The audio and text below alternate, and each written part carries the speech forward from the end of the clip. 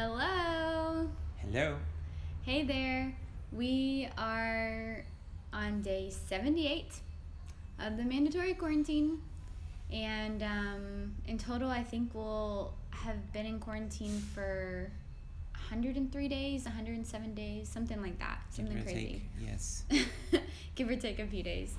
But hey, we just wanted to send you another video update um, and share with you some things that are going on with our church here and hopefully encourage you too through this video.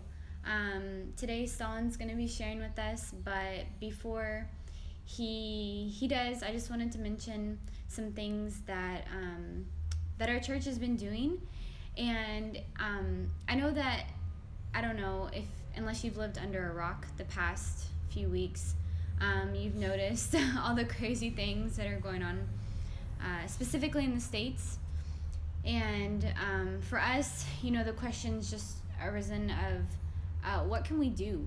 What can we really do from here? Because if we're being honest, we feel a little disconnected from everything that's happening, and of course we have our own things going on here, and there's a lot of stuff in the news that's going on here that's crazy, and we ask ourselves that question too, like what part do we play? What can we do?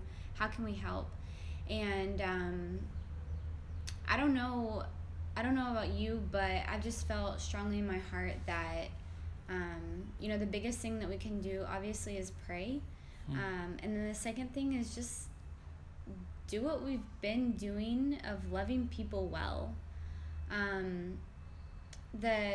Our church has been doing so much lately, different outreaches, kids club programs, feeding programs, things like that, and it's just all a reminder of how we can love people, and that's even on a bigger scale, and I just mean like on a smaller scale of calling someone or telling someone an encouraging thing that you had to tell them. I don't know what that is for you, what that looks like in your circumstance or situation, but I know that it could be different for everyone, or it could be just as simple as loving someone and telling them and helping them out when they're in need. And so I don't know, that's just something very personal for Stalin and I that we've been asking ourselves lately, and we hope that these videos are in some way an encouragement to you, and because we're all in this together, and we love you guys, and we know that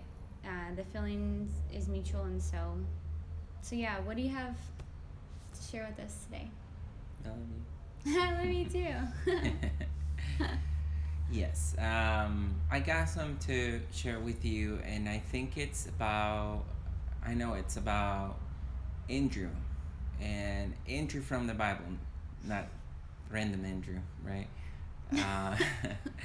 Andrew from the Bible. I was just reading this past week John chapter 6, when Jesus fed 5,000 people.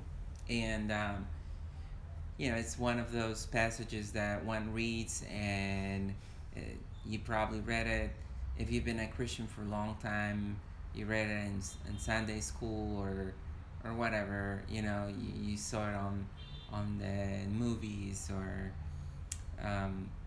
what else, any other part. But I think this time when I read it, something just popped up for me and caught my attention more, and it was Andrew. And John 6 says, it tells us the story of Jesus feeding people, the 5,000, and he wanted to stretch the faith of Philip first. And he says, get them some to eat, because there were a lot of people. And he said, no, that not even if we work for an extended amount of time, we're going to be able to feed them. And then Andrew says, right, but there is a kid with loaves, some 5 loaves of bread and fish, but that's not going to be enough. That's like a drop in a bucket. And that, for me, that spoke to my heart. And I know people don't preach about Andrew, or maybe there's someone that had preached about it. about him, but I got interested in Andrew because Andrew saw a possibility. I know he gave it as an example, right? He said that that's like a drop in the bucket, but at least he saw something. And in situations like the times we live now, I think we need a little bit of Andrew's perspective. I would prefer to have Andrew's perspective than having Philip's or someone else's from the story who didn't see any chance. Like, no way, this is not going to work. And you know what? I would be one of those people that sometimes I don't see anything, especially if I get um, toxic or if I let bad thoughts invade my mind. I don't see any possibilities. Um, I don't see any chances. But I've also experienced God's grace in my life when I see possibilities. And I want to encourage you to see possibilities where there are not. You know, there's another verse in which Andrew actually was the one that brought his brother Peter to Jesus. He heard about Jesus and he believed that he was a Messiah and he took him to him. Jesus, he saw an opportunity um, in Jesus. So, anyway, I want to encourage you to see an opportunity in all this. Things that are going on in the world, the pandemic, and now the riots, and this just tragedy that is going on in the States. I just want to encourage you, and I want to encourage myself. The word says that Ephesians 3:20 that He can do immeasurably more than we can imagine or think or ask or pray. He can do. So I pray for me and for you that we can have eyes to see chances and opportunities where there's none, where there's apparently nothing. So maybe that's your work, your family, your extended family, your friends, your neighborhood, even your relationship with the Lord. Maybe you think, no, I failed Him, and I don't even want to speak to Him. I don't want to pray. I don't know where is it where you are, but God sees one more move when you don't see another one.